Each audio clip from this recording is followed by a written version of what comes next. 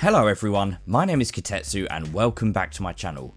When the new artwork for Morathi in her Shadow Queen form was revealed on Valentine's Day, I asked you guys if you wanted me to make a quick lore video on Morathi, one that just gives you a bit of an introduction to who she is, or was I guess, because some of you just won't have a clue about her at all, and maybe this release is the first thing you have even heard about her. Now, obviously we've had a few clues recently about her lore and what that's going to be in the Age of Sigmar, but even so, I want to talk about her role in fantasy. So I will at least make this a two-part video. This one can give a quick overview of her role in Warhammer Fantasy, and then the next one can talk about her specific lore in Age of Sigmar. Naturally, the story of Morathi is so heavily entwined with that of Malekith, who is now called Malerion, don't ask, that we can't talk about one without the other, so there's going to be a lot of him in here too. As soon as the Daughters of Khaine battle tome comes out, we will probably get tons of cool new info about what she's been up to since the Age of Myth. And like I said, this is just a brief intro. I'm by no means an expert on Morathi, and her character seems to have suffered all sorts of retcons and rewrites, and basically Games Workshop decided they were going to revisit important scenes and completely change everything that happened. They've literally written Morathi out of some really key moments from what I can tell, so I'm going to stick with the versions that seem more interesting to me. It basically becomes quite difficult looking back and working out where exactly they were retconning things and what is still canon, so in this video I've just kind of taken the best bits and mixed them together, and I will probably sneak a bit of my own interpretation into, as I always kind of tend to do with these videos. If you're wondering where I got this information from, the basic template of it all came from a Dark Elves army book. I'm not sure which edition, but quite an old one. And then I basically went online and looked up all sorts of sources to find out more information. And it seems that Morathi actually has an insanely deep backstory that is far more profound and detailed than I ever realised. And really it just makes me realise more than ever that Morathi is easily top 10 character material for Warhammer Fantasy and Age of Sigmar. But yeah, just enjoy this video for what it is and take some of it with a pinch of salt. Don't get tied up too much in the concrete lore of Morathi's story, because that is definitely not what I've done here, and I'm sure if you are a die-hard purist fan of how the canon ended up, then you probably won't like me ignoring all of Games Workshop's rewrites, but hey ho. Obviously, with me getting a lot of this from online, there is a chance that there will be a few inaccuracies creeping in too, because I only found out a lot of this information really recently, but to be honest, I'm quite happy with the information that I'm presenting to you guys, so it should be all good. Also, density warning, this does get pretty deep, even though it only really skims the surface of the actual lore.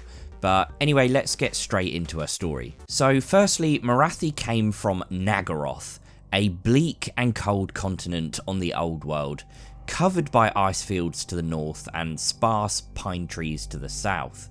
Morathi was exceedingly powerful. In fact, she was the most powerful dark elf in all of Naggaroth, save from her son, Malekith. Not only was she a formidable warrior, but she was also said to be arguably the most beautiful woman in the entire world. Even her most determined enemies would often hesitate to strike at her as a result of her alluring beauty, and such hesitation would often cost them their lives. Morathi, while devoted to her son, did have one to whom she was more devoted still, her long-lost lover Aenarion, the first Phoenix King and father of Malekith. Aenarion had a close friend called Caledor the Dragon Tamer, and the friendship between these two would ultimately be split apart by Morathi, who drove a wedge between them and fed suspicion and doubt amongst these two close friends. One of the things that has always stood out about Morathi and made her such an appealing and interesting character is her relationship with Chaos. In Age of Sigmar, I would bet that Morathi now harbours an intense, burning hatred for Chaos, especially Slaanesh, but things were not always so.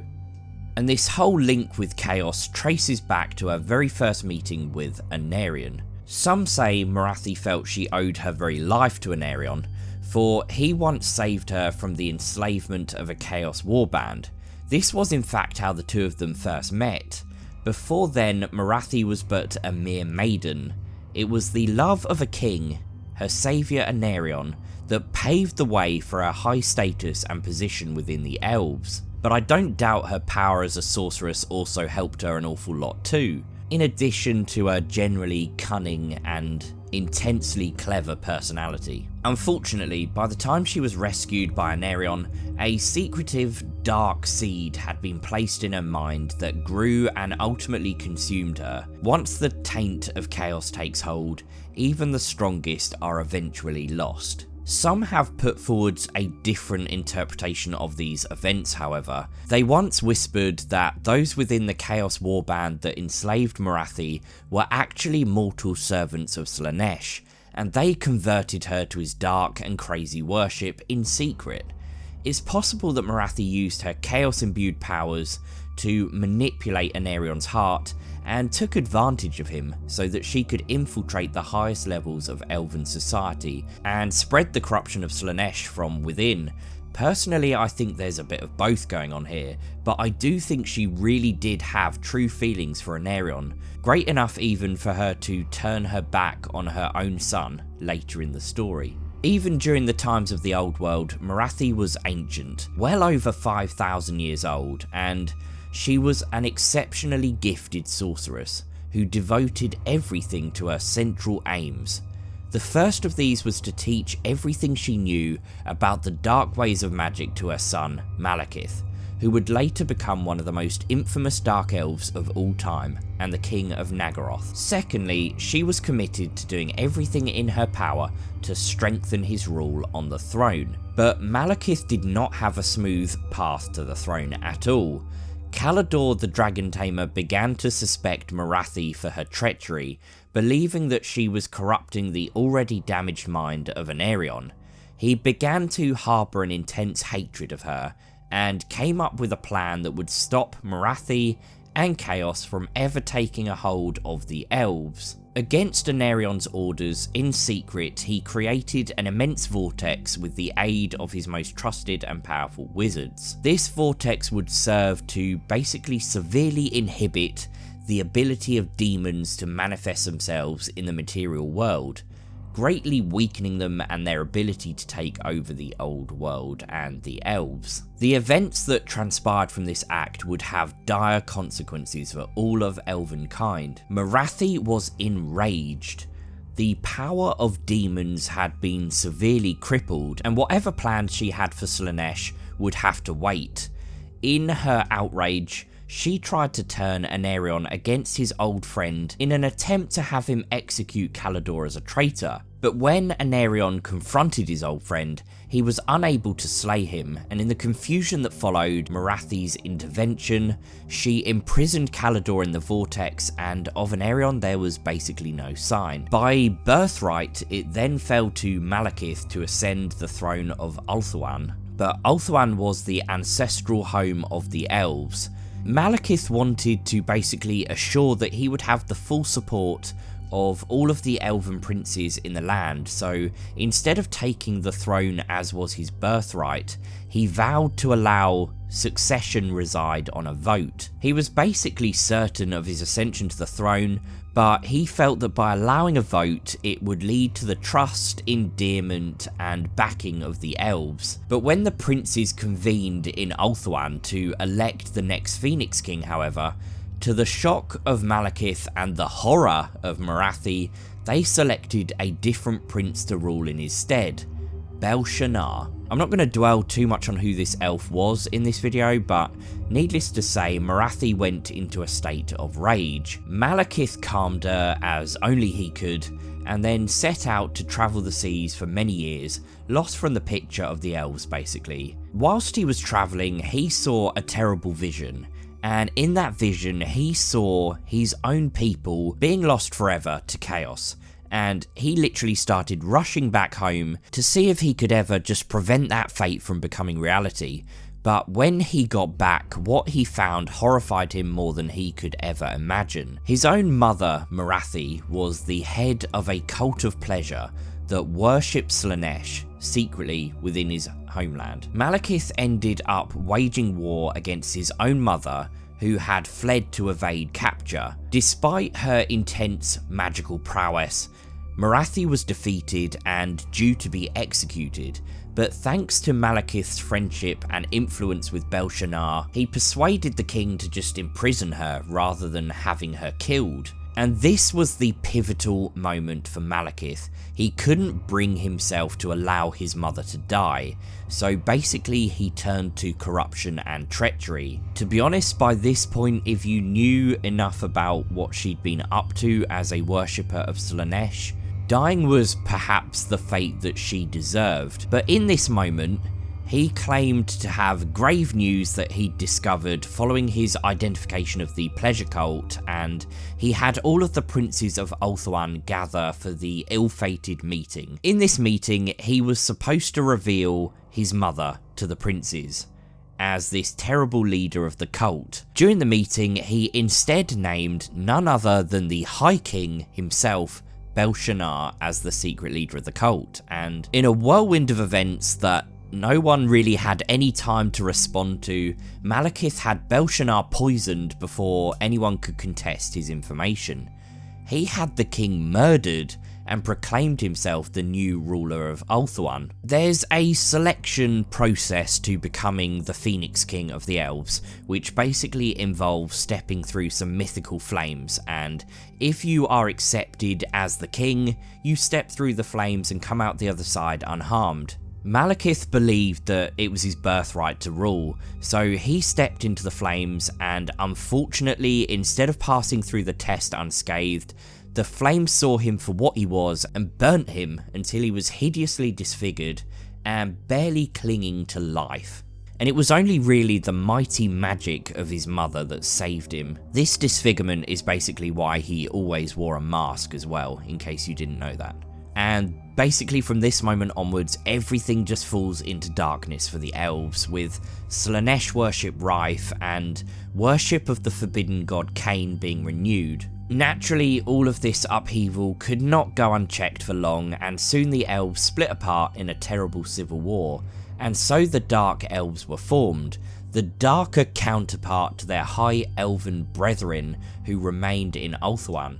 During these dark times, Morathi would open up gateways to the realm of chaos itself, and in return she was gifted with powers beyond imagination.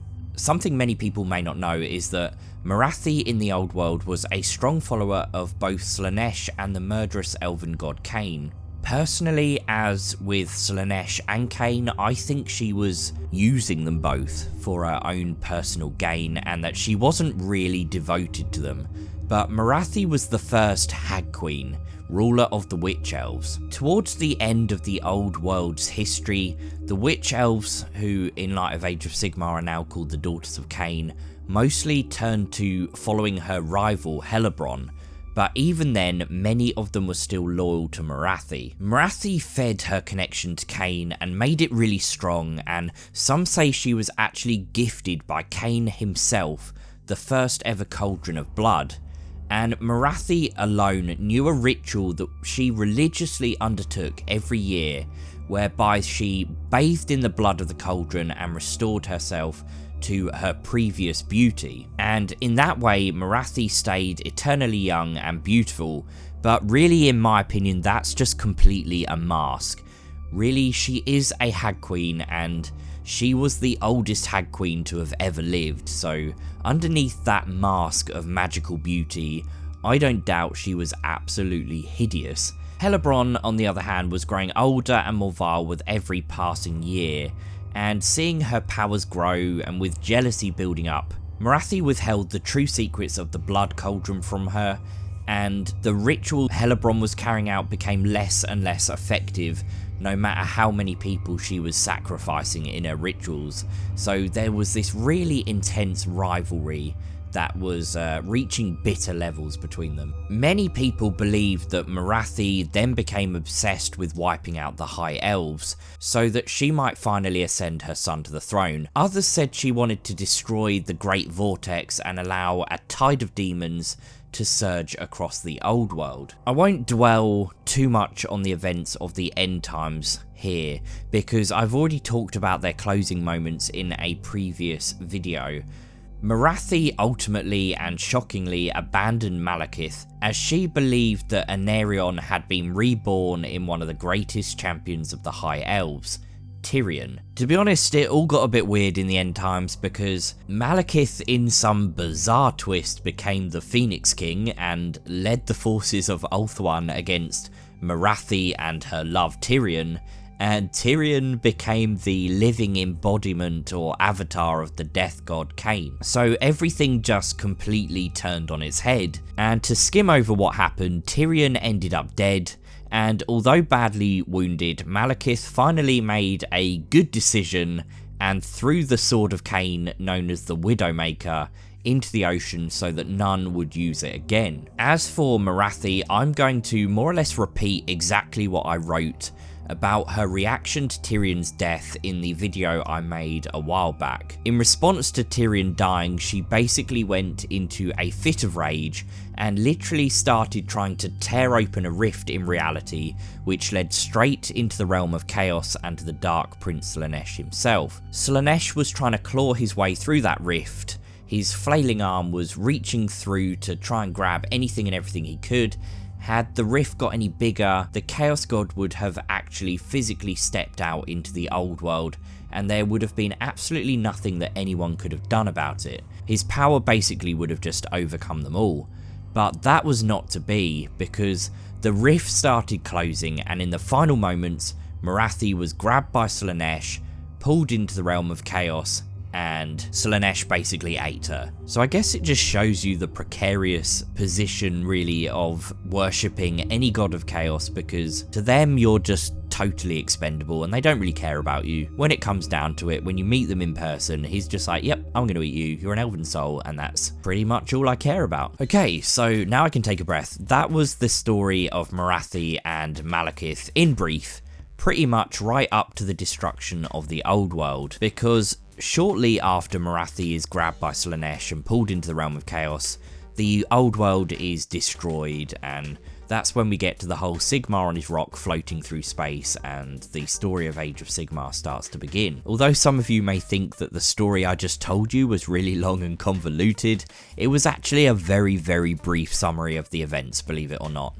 So yeah, I think that's more than enough information for one video, and we can look at everything we know about Morathi so far in Age of Sigmar in another video. I hope you enjoyed learning some of this information. Well, some of you it may be completely new, others probably know more about this whole story than even I do, but hopefully for some of you it will start giving you some idea of who Morathi is, and maybe you'll start to be able to piece together the details of who she becomes when she returns to Age of Sigmar, because all of this context is very important. But anyway, guys and girls, you are the best audience on YouTube. Don't forget to hit that like button to show me you want more, and if you're new, hit the sub button.